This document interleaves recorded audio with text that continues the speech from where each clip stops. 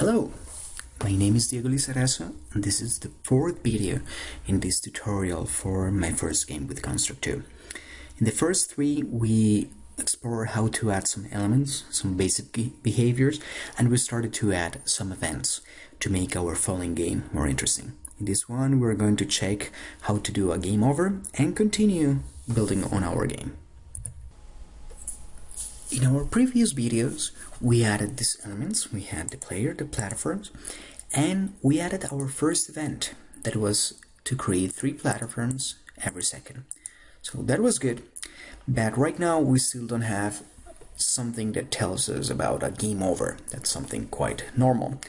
So what I can do, or a simple way to do it, is to add some text here and show it saying game over. So that's what I'm going to do. I'm going to add first a text. So if you want me to repeat it, I can double click anywhere on the screen and say text. And I'm going to locate it here. I can write on the properties game over. And to make it a little more interesting, I'm going to change it for a red color, make it much bigger. So bold, italic, and 24. So we have to increase it and to locate it wherever we want it. So if we run it right now, it's going to show it right there, and that's not exactly what we want. So I'm going to select it, and there is a property here that is called visible, initial visibility, and I don't want it to be visible. I want it to be invisible. So when we run it, it's going to be there, but we're saying it's invisible at the moment. So what we need is now a game over condition.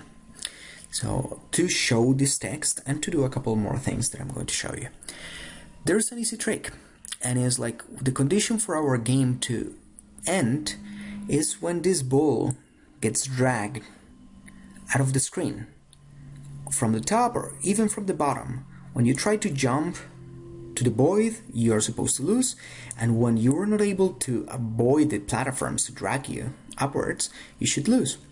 So what I'm going to do is to add another sprite here to detect collision. So I'm going to double click, I'm going to add a sprite, put it here. I'm going to select one element, and I'm going to use the same one that we already used, block. Just to make it a little different, I'm going to make it red, bright red, and I'm going to close it. So right now I also want another shape, so I want it to be much wider, and I'm going to rename it. I'm going to say this is called deadline. This is our deadline. Then at some point, if you let the ball be dragged by the platforms that are moving upwards and it touches the deadline, I'm going to say game over. So that's something that we can ask here in the events. So we go to the events and create a new one, add event. So right now, most of the time we were using system, but in this case we're going to use the elements that we already have. So give me a second. I'm going to rename this game over label.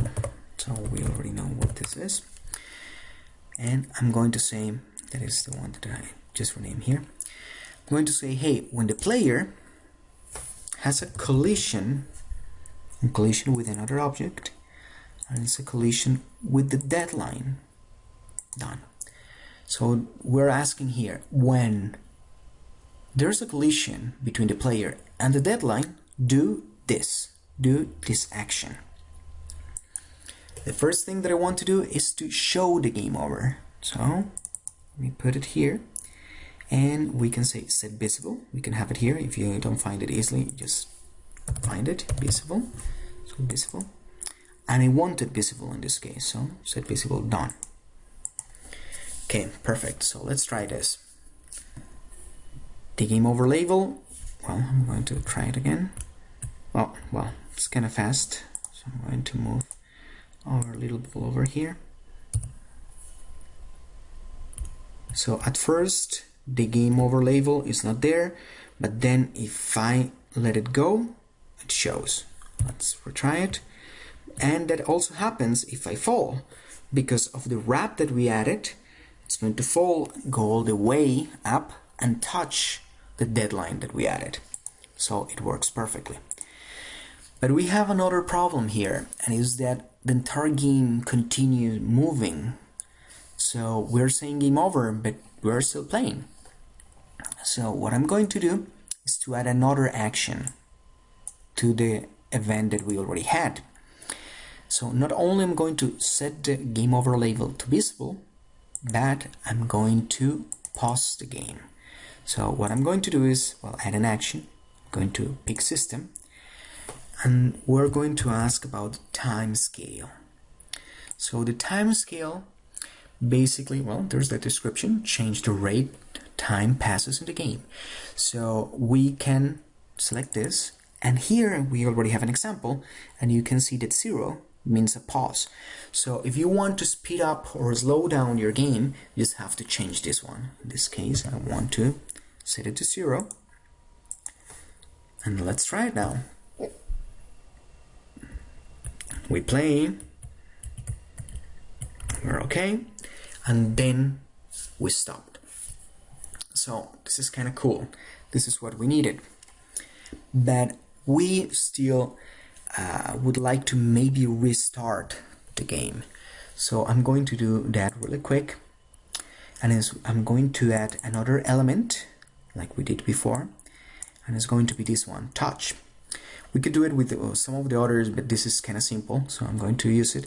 And it works for mouse and touch screen at the same time, if you don't have to program again. So I'm going to add another event, and it's going to add this touch. So I'm going to ask touch. If the user is touching any object, in this case the game over label, I'm going to change back the time scale to 1. So I'm going to copy this, Ctrl C, Ctrl B. I'm going to put it back to 1.